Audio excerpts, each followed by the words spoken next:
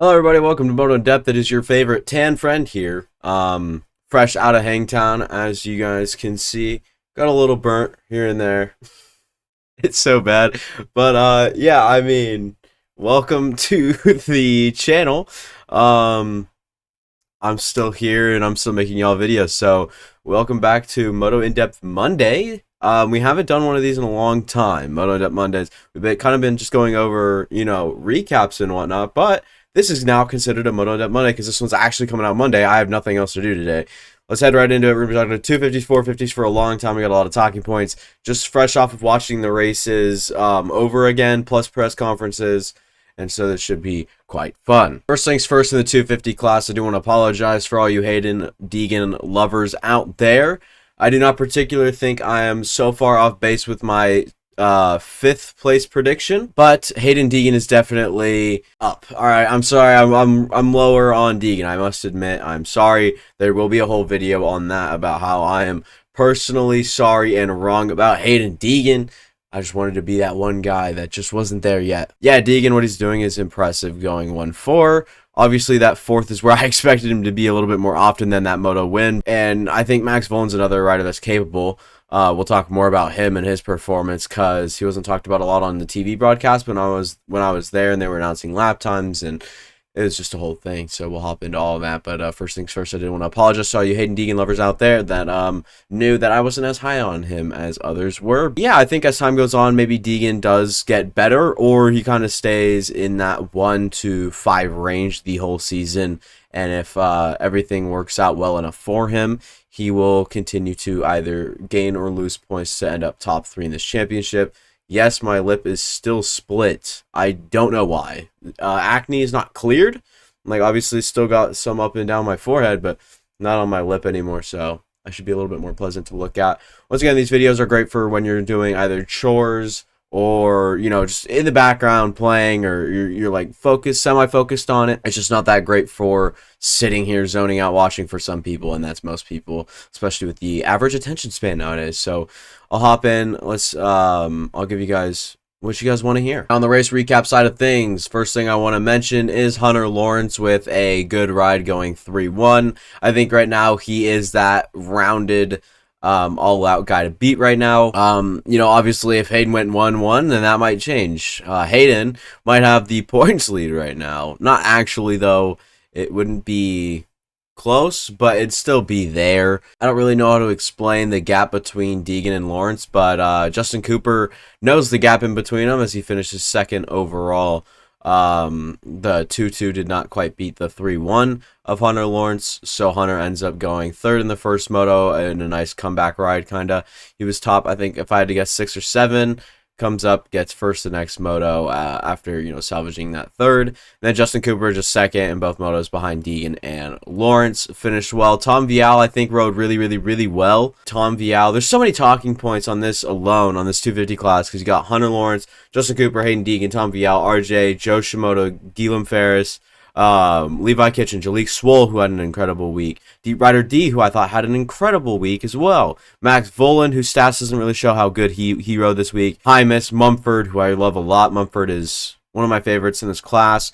Jordo, Schwartz, Mosman, Hawkins, Bradswell, Marchbanks, Reynolds, Jet Reynolds, and then Jeremy Martin, unfortunately, had a little bit of an accident. I feel bad for him. Martin not able to put it together. I would not be surprised if we don't see him for the rest of the season. It was a nasty injury he got. Basically put his arm down like this on his way down from a crash, and then a tire ran into this right here, the back of his elbow. So as he was going down, he goes boom, and then a tire comes up, rams the back of it, and basically, got tweaked forward. Mr. Jeremy Martin, and if I even was showing replays on the screen, I wouldn't put it here because YouTube might not like that one. So back to the top guys. I think Tom Vial was really good in that second moto. I think that's a ongoing thing we'll see. Is in Moto 1, he's going to adapt a little bit towards later in the Moto 1. We'll see him start to pick up the pace. And then come Moto 2, I think he'll be significantly better. Hopefully he will, towards mid-season, get a little bit more adapted with that. I hate to use that word again, but I think that's the only word to use, is if he can adapt to these American tracks, even in the first moto where he's just starting to sort of clicks or starts to click with these tracks, these guys could be in some trouble. He's a great, dangerous starter. I mean, he hasn't started outside of the top 3 this year, I think, if not top 5, so it's still very impressive. Everybody else right now still struggling with consistency on starts. Jet Lawrence, quote-unquote, on his brother, riding like an idiot, referring to Hunter Lawrence. And RJ Hampshire had 2 really good solid rides in 5th, finishing 5-5. Poor Joe Shimoda had a really good chance to move up the rankings, but unfortunately lap traffic got in his way. It was Fierro. Absolute numbskull. These lappers have been horrible. In my opinion, we needed a new system for lappers, and I would love to make a whole new video on that, but it's not even going to be seen or understood. So it doesn't matter what I make and what I say about it. Lappers are absolute numbskulls. It just needs to be fixed. I have no idea what to tell you. They just don't do what they are supposed to do. It pisses me off so much. You guys have no idea. Gilliam Ferris kind of finishes again in that 7 territory. I can't remember where he finished last week. 7th is great for Gilliam Ferris. I don't know if I'm even pronouncing that correctly. As far as I know, it could be Guillaume, and the L's are kind of silenced. But I'm not going to call him the G-Man. I don't know if that's reference to something else. I'm going to go with what I'm used to and just call him Gilliam Ferris. Out of Spain, rode really well with the 6-8, kind of staying on that bubble, the top, inside of the top 10 bubble at least, and he's been riding really well. Also been getting pretty consistent starts. Levi Kitchen went 10-7. He wasn't that great, all things considered. I was hoping that he'd maybe have a little bit better, but looks like he'll get better as time goes on later in the season, and I can't wait to see him in Colorado, where he got his first ever moto win last year. Levi Woods here is going to absolutely put in a charge on the golf course and in real life. If I had to guess, in Colorado, we'll see probably his best results of the year if I had to bank on it. That might be one of my predictions. Speaking of predictions, episode later in the week is going to be treacherous.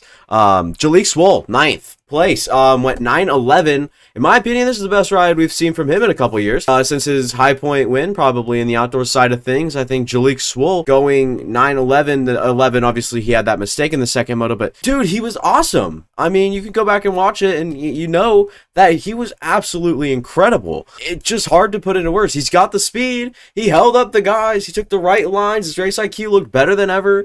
He was doing the thing out there. So good for Mr. Jalik Swoll. I'm sure that's a vote in the right direction, a move in the right direction, a move forwards the right direction. I don't know. Move towards the right direction. Whatever. Ryder D, same thing. Rode really well in that Moto 1. And then I think if he can start in the top 5, can probably finish around that 5, 7, 8 area. If I had to guess, as he finished 8th in the first moto, 13th in the next. Ryder D gets some good luck going for him. Who knows what this kid can do? I've been saying it. Him and Jet Reynolds look really good.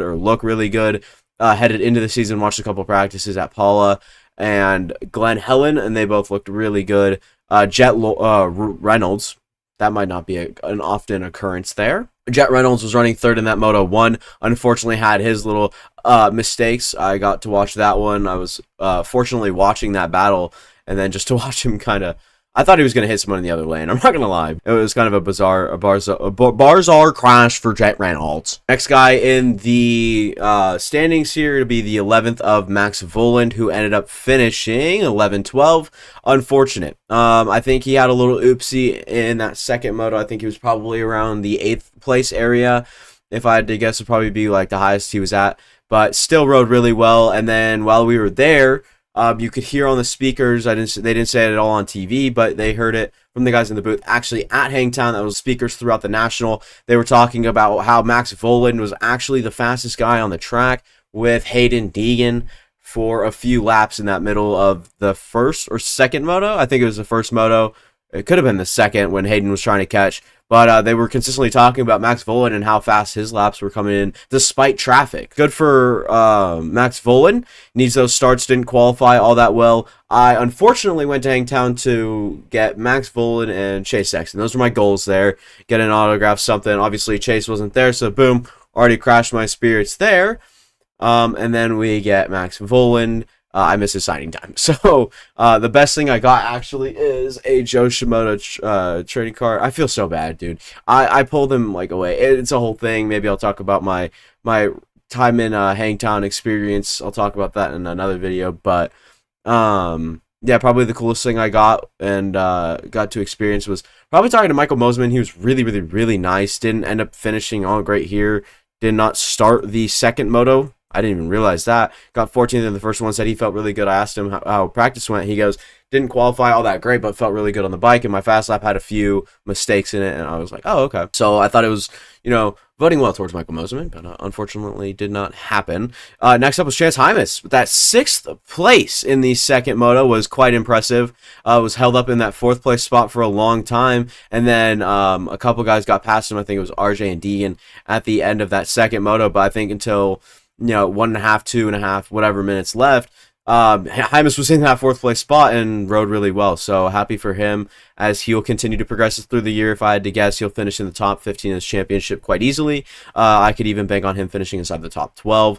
But Hymas overall is just someone to keep your eye on. Hopefully he can only get better as time goes on. Same with this next guy, Carson Mumford, who finished in 3rd with the 9th in the second moto. I think he's truly with a start, I think he could run up there in the top 5. I'm not going to lie. Mumford looks really good. He catches everyone in front of him quite consistently. It's just how consistently can you go without making his mistakes. Obviously, he always has his mistakes. His starts are not dialed. I think only the more time on this bike. Unfortunately, it might not be much longer as his fill-in ride. Looks like it's coming to an end here unless they sign him to a little bit longer deal. Maybe Faulkner or McAdoo is out for a longer period of time than you expect. Maybe you can keep Mumford along, but Mumford is looking incredible. I think that results really aren't showing how good his times, laps, and time is spent right now.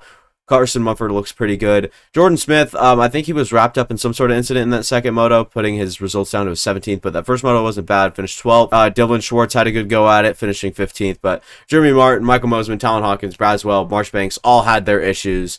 Reynolds obviously had his issues, finishing 35th in that second moto after having such a good first moto, but finishing 17th in that one after a good crash out of 3rd place. So, 250s was quite interesting, a fun week. But one guy I do want to completely give props to is Tom Vial. I think as time goes on, these guys are going to be in trouble if he figures out the first motos, because if he can finish even 3rd, 2nd in those first motos, he's consistently getting better in that second. You don't want that to happen, especially with such a consistently good starter in Tom Vial, like I had mentioned. Had his issues in the first moto. Unfortunately, he actually had a chance here at the 3rd place spot, but he also lost a chunk of points, due to a bunch of things. We can get into that, but don't want to. So head over to the 450s. Not much to talk about over there. Holy crap, we've been going for 14 minutes. Time flies when you're having fun, ladies and gentlemen. And 450s were quite boring. I'm not gonna lie. I left halfway through that second 450 moto. Not even halfway. I think we were about 3.5, 2.5 laps in. Saw Jet Lawrence out front. Saw Jet Lawrence coasting away. We left. It was pretty easy to do. I didn't think we were missing out on much, and I watched the rest on my phone. Sure, Aaron Plessinger had his moments as well, finishing 4th over Adam Cianciarillo. Does not look good. Ty Masterpool looked really good, actually. Something to kind of note here, the 6th place. I think if anyone's going to want a fill-in rider, I think Masterpool just made it to the top here in that 450 class. Been riding 250s for a while. Might recognize his name, former Star guy, Star Racing Yamaha guy, and just moved up to the 450s and just went 7-7 for 6th place. Derek Drake also was really good, so those two making good cases for some fill-in rides. Maybe Freddie Noren can pick up the slack a little bit after finishing 6th in that first moto. Definitely could have done better in the second after finishing 15th in that one, so a little unfortunate for sure. Yeah, all things considered, though, is you had Jet Lawrence out front, both motos. Pulled away, didn't get the whole shots, but definitely got out front. Jet Lawrence wasn't I wasn't particularly surprised of Jet Lawrence dominating both motos, especially with Chase Sexton out. But my prediction that Chase Sexton goes 1-1. I wouldn't retract it for the world even after watching this, dude. Jet Lawrence, his press conference confirmed it. He wasn't just as purely fast as he was at Paula. Paula might be a field track. He might be really good there, right? I truly think Sexton could spin a better pace than Jet Lawrence in both of these motos and even come from like 3rd and get Jet Lawrence. He was that far in the picture, especially in that second moto. Man, if Chase Sexton was here, he had such a good chance at it. Unfortunately, diagnosed with mono and a concussion. We'll see when he's back on the bike. They're hoping for round 3, which is just this upcoming Saturday.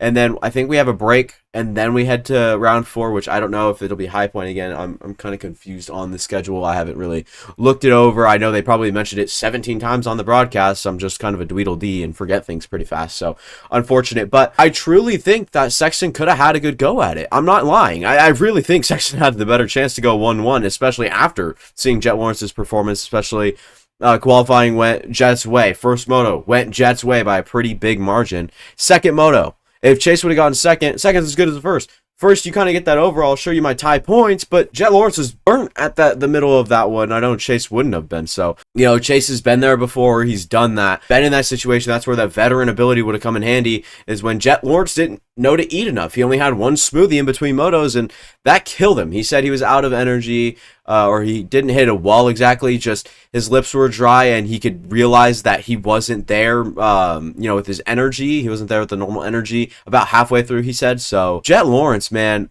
that could be a struggle for him as heat races, for sure. Not heat races, but races in the heat. It was 90 degrees, 95 something degrees, as you guys can probably tell. Some of it is still burned, but this stuff right here, that's mostly tanned already, and you guys see where the wristbands were. I thought it would be a lot worse on camera.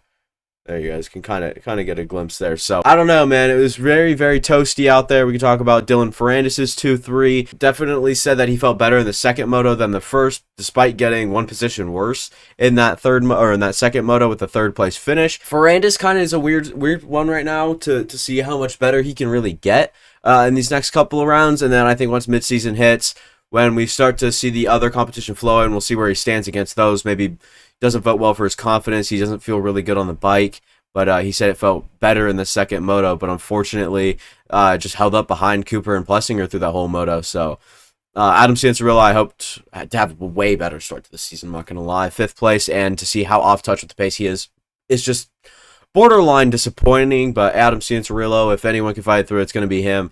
He's probably happy right now somehow. The old Adam that everyone knew, he would not be happy with this right now, especially with his expectations coming in. I might have even predicted him for an overall win sometime this season if I did see all season round predictions, but I know not to now, as I'm probably not the best predictor after motocross, at least. I'm really good at supercross predictions, by the way. So, I don't know, something fun to keep tabs on is going to be how Adam Cianciarulo progresses, especially as more competition floods in as the season goes on. And we'll talk about the 4th place finish with Aaron Plessinger. First moto went okay. Definitely could have gotten second. Didn't really run it in on Ferrandis. Ferrandis kind of got away from him for a little bit there. Started closing at the end of the moto on purpose again. Just was getting sick of the roost, and kind of probably fell back a little bit and started making a charge. Lap riders kind of ruined that for everyone. So, I hate to say this, but fuck those lap riders. I'm serious when I say it. I'm sorry for the language, but dude, it's ridiculous, man. Thinking about it is tilting me mentally. So, bad for him. Second moto started really well, got up into that second spot after a long time behind Caparruib, and then Aaron Plessinger goes down, breaks his clutch lever, struggles to get the bike back into neutral and going again, has struggles with the rest of the moto, obviously having no clutch is a little bit of a disadvantage, gets 6th place, and goes for 4th overall. 3rd place was Caparruib in the 4th and 2nd spot, pretty straightforward for him. Confidence is through the moon after that second moto. I know that for a fact. He actually has a smile and fist pumped at a second place, which is very uncharacteristic for Cooper Webb. So, good spirits voting towards him for the rest of the year. But this is a fun little thing. Obviously, I know I'm sorry I don't have pictures flooding your screen. I'm sorry I don't have highlights all over it. I'm just here to talk. So hopefully you guys enjoyed. If you did, make sure to leave a like and subscribing. If you guys go back, watch any of my past content, I'll see y'all there. Deuces.